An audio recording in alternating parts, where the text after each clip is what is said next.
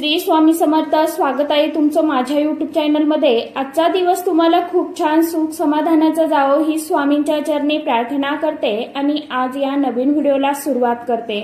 तर बघा मित्रमैत्रिणींनो, उद्या आलेली आहे संकष्टी चतुर्थी. तर चैत्र महिन्यातील कृष्ण पक्षातील चतुर्थी तिथीला विकट संकष्टी चतुर्थी या नावाने सुद्धा ओळखलं जातं आणि यंदा 2025 मध्ये म्हणजे बुधवारी 16 एप्रिल वार बुधवार 16 एप्रिल रोजी आपण सर्वजण विकट संकष्टी चतुर्थीची सेवा उपासना ही श्री गणेशांच्या नावाने करणार आहोत. तर या दिवशी आपल्याला काही महत्त्वाच्या सेवा करायच्या आहेत, उपाय देखील करायचे आहे आणि त्यातल्या त्यात असा एक अतिशय अत्यंत प्रभावशाली उपाय म्हणजे प्रत्येक आईने आपल्या मुलांसाठी करायचा आहे. हिरव्या मुगाचा उपाय आपल्याला करायचा आहे. ह्या हिरव्या मुगाचा उपाय केल्यामुळे मुलांना आयुष्यामध्ये सोन्यासारखे दिवस सुरू होतील. त्यांच्या अभ्यासामध्ये खूप भरभरून अशी प्रगती होईल, नोकरीमध्ये त्यांना यश मिळेल. त्याचबरोबर जीवनातील प्रत्येक अडचणी, अडथळे, संकटे, विघ्न, दोष हे जे आहेत तर ते दूर होतील. असा हा अतिशय अत्यंत प्रभावशाली उपाय आपल्याला उद्याच्या दिवशी आवर्जून करायचा आहे. तर आता उपाय कशा पद्धतीने करायचा आहे, कोणत्या वेळेमध्ये करायचा आहे याविषयीची संपूर्ण माहिती आजच्या या नवीन व्हिडिओमध्ये मी तुमच्या बरोबर शेअर करणार आहे. त्यामुळे तुम्ही हा व्हिडिओ स्किप न करता शेवटपर्यंत नक्की बघा. चॅनलवरती तुम्ही जर हा व्हिडिओ पहिल्यांदा बघत असाल तर चॅनलला आवर्जून सबस्क्राईब करा आणि असेच नवनवीन माहितीपूर्ण व्हिडिओ बघण्यासाठी समोरील बेल आयकॉनलाही प्रेस करा. संकष्टी चतुर्थी तिथीला भगवान श्री गणेशांचे भक्त सूर्योदयापासून चंद्रोदयापर्यंत उपवास करतात. संकष्टी चतुर्थी म्हणजे संकट काळात मुक्तता बुद्धीचे सर्वोच्च स्वामी म्हणजे गणपती बाप्पा हे सर्व अडथळे विघ्न दूर करणारे प्रतीक आहेत.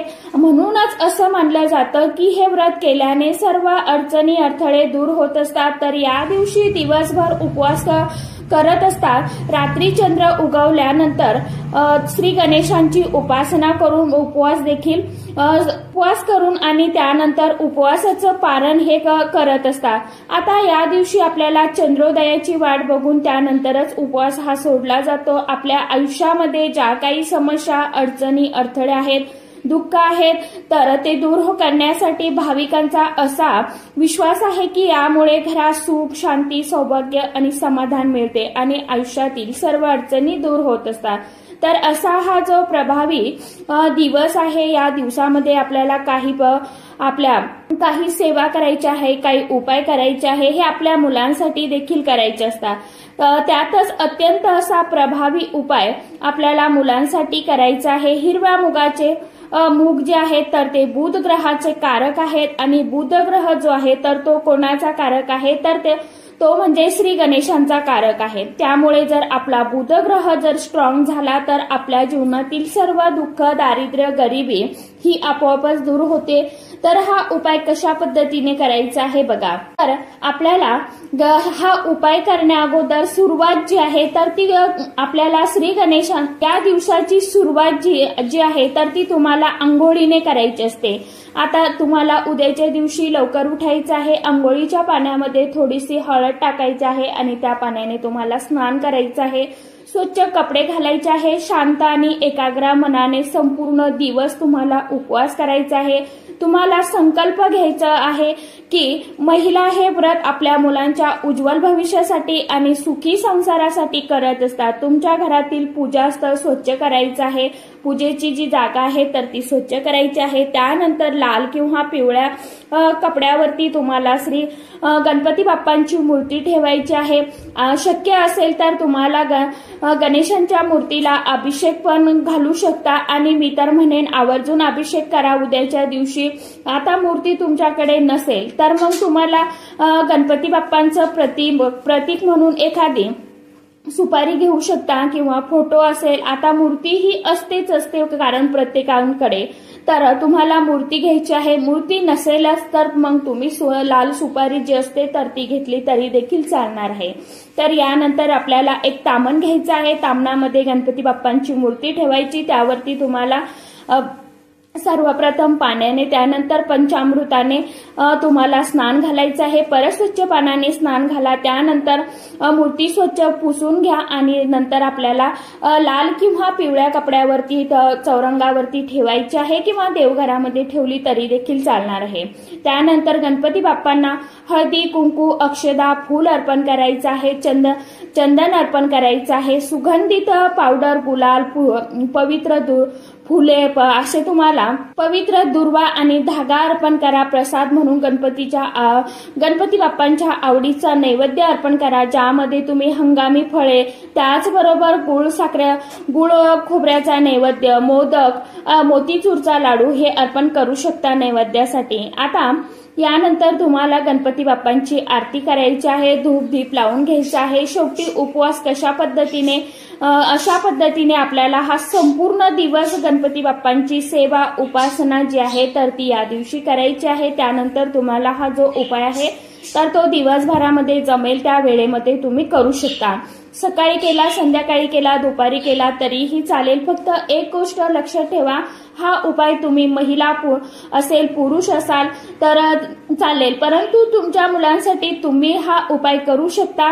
काहीच अडचण नाही. फक्त एक गोष्ट लक्षात घ्या की घरामध्ये जर सुतक असेल तर कुणालाही हा उपाय करता येणार नाही. पिरियड्स असेल तर पावित्र्य सांभाळून वडील किंवा तुमच्या घरात दुसरी कोणी व्यक्ती असेल तर त्यांनी उपाय करू शकता. फक्त उपाय करत असताना मनामध्ये कुठेही किंतु परंतु आणू नका किंवा आपले पूर्ण श्रद्धेने आणि मनापासून उपाय करा. बघा काय होतं, मुलांच्या आयुष्यामध्ये आपल्याला अशा अनेक अडचणी जाणवत असतात की मुलं खूप अभ्यास करतात, अचानक त्यांचा अभ्यासातलं लक्ष जे आहे तर ते विचलित होत असतं. त्याचबरोबर मुलांमध्ये तुम्हाला हट्टीपणा, चिडचिडपणा जो आहे, तापटपणा तर तो जास्त प्रमाणात जाणवतो. का तर कारण कुठेतरी मुलांना नजर लागलेली असते. ही नजर आपल्या आई वडिलांची किंवा बाहेरच्यांची कुणाचीही लागू शकते. त्याचप्रमाणे घरामध्ये काहीतरी वास्तुदोष, पितृदोष, ग्रहदोष तयार झालेले असतात. ग्रह जरी कुंडलीतील कुठेतरी कमजोर झाले तरीही त्याचा प्रभाव हा आपल्या जीवनावरती, मुलांच्या जीवनावरती आपल्याला दिसून येत असतो. त्यामुळे आपल्याला हे जे उपाय असतात तर ह्या ज्या सेवा असतात तर त्या अगदी भक्तिभावाने आणि पूर्ण श्रद्धेने जरी केल्या ना तर आपल्याला त्याचे जे लाभ आहेत तर ते नक्कीच मिळत असतात. बघा आता हा उपाय तुम्हाला तुमच्या आजूबाजूला जिथे कुठे गणपती बाप्पांचं मंदिर असेल तिथे करायचं आहे. मंदिरामध्ये खूप मोठ्या प्रमाणामध्ये जी सकारात्मक लहरी असतात तर त्या खूप प्रमाणामध्ये ऍक्टिव्ह असतात आणि या सकारात्मक लहरीमध्ये ज्या वेळेस आपण उपाय करतो, सेवा करतो, त्याचे कितीतरी पटीने आपल्याला जास्त लाभ जे आहेत तर ते मिळत असतात. जर मुलांच्या लग्न जमण्यामध्ये अडचण येत असेल, नोकरी प्राप्तीमध्ये अडचण येत असेल, प्रमोशनमध्ये सतत अडथळे येत असेल, मुलांमध्ये तुम्हाला आजारपण जाणवत असेल तर त्यासाठी तुम्ही हा उपाय करू शकता. गणपती बाप्पा जे आहेत तर ते बुद्धीचे देवता आहेत, विघ्नहर्ता आहेत, संकटमोचन आणि त्यांची उपासना तुम्ही ज्या वेळेस करता त्यावेळी तुमचे संकट आणि विघ्न हे दूर झाल्याशिवाय राहत नाही. त्यामुळे भक्तीने आणि पूर्ण श्रद्धेने, विश्वासाने तुम्ही हा उपाय करून बघा. यासाठी तुम्हाला काय करायचं आहे तर हिरवे मूग जे असतात तर ते तुम्हाला घ्यायचे आहे. आता जर तुमच्याकडे 2 मुलं असतील तर मग 2 मुलांसाठी तुम्हाला वेगवेगळे 2 वाटीमध्ये हिरवे मूग जे आहेत तर ते घ्यायचे आहे. 108 मुगाचे चांगले दाणे तुम्हाला घ्यायचे आहे. एका मुलांसाठी 108 घ्या, दुसऱ्या मुलांसाठी 108 घ्या. तुम्हाला असे 108 वेगवेगळे घ्यायचे आहे. एका मुलांसाठी 108 घ्यायचे आहे. मुलं जर बाहेर गावी असतील तर त्यांच्यासाठी सुद्धा तुम्ही हा उपाय सांगितल्या पद्धतीने करू शकता. त्यानंतर तुम्हाला देवघरासमोर बसायचं आहे, आसन टाकून दिवा प्रज्वलित करून घ्यायचा आहे आणि पहिले जे हिरवे मूग आहेत तर ते हातामध्ये घ्यायचे आहे.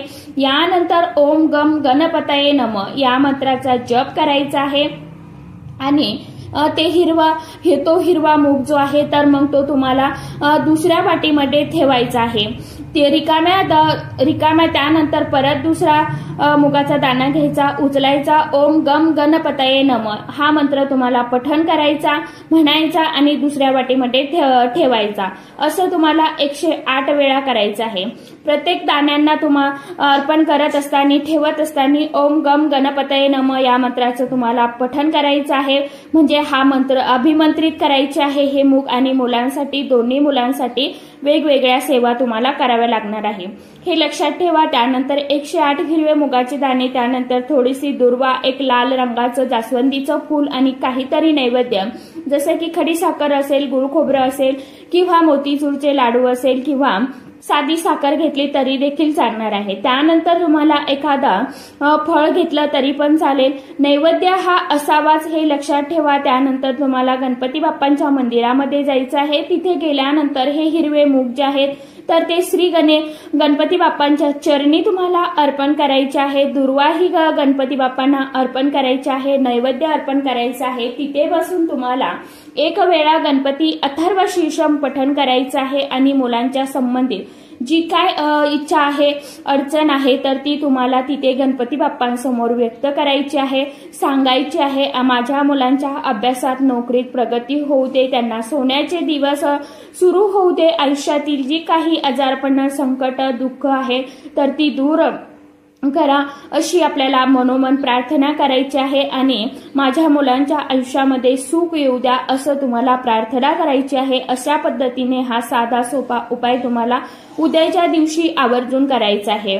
तर जी चतुर्थी आहे तर ती खूप म्हणजे खूप प्रभावी आहे। याला विकट संकष्टी चतुर्थी या नावाने ओळखलं जातं। या दिवशी केलेले कोणतेही उपाय जे आहेत तर ते नक्कीच सफल ठरतात, ते त्वरित आपल्याला भेटतं, त्याचं फळ जे आहे तर ते आपल्याला लवकरात लवकर मिळत असतं। कारण या दिवशी पृथ्वी तलावरती ज्या काही सकारात्मक लहरी असतात, जे गणेश तत्व असतं तर ते रोजच्या कितीतरी तुलनेपेक्षा कितीतरी सहस्रपटीने कार्यशील असतं। त्या तत्वांचा आपल्याला त्या वेळेमध्ये खूप चांगला लाभ मिळत असतो। तर अशा पद्धतीने तुम्हाला सांगितल्याप्रमाणे हिरव्या मुगाचा उपाय जो आहे तर तो आवर्जून उद्याच्या दिवशी करण्याचा प्रयत्न करायचा आहे। जवळपास कुठेही मंदिर छोटं असू देत मोठं असू देत तुम्ही कुठेही उपाय करू शकता। घरी सर्वप्रथम तुम्हाला ही सेवा करून घ्यायची आहे सांगितल्याप्रमाणे आणि नंतर मंदिरामध्ये जाऊन तुम्हाला ते अर्पण करायचे आहे। मंदिरामध्ये गेल्यावरही आपल्याला गणपती बाप्पांचं विधिवत पूजन करायचं आहे, मनोभावे आपल्याला सेवा करायची आहे, प्रार्थना करायची आहे आणि नंतर मग ते मूग जे आहे तर ते तुम्हाला गणपती बाप्पांच्या चरणाशी अर्पण करायचे आहे। तर चला अशा आजच्या व्हिडिओमध्ये इतकीच माहिती होती। कशी वाटली नक्की सांगा। व्हिडिओ आवडला तर चॅनलला आवर्जून लाईक, शेअर, सबस्क्राईब जरूर करा। परत भेटूया नवीन माहितीसोबत, नवीन व्हिडिओसोबत। तोपर्यंत सर्व माझ्या YouTube परिवाराला श्री स्वामी समर्थ।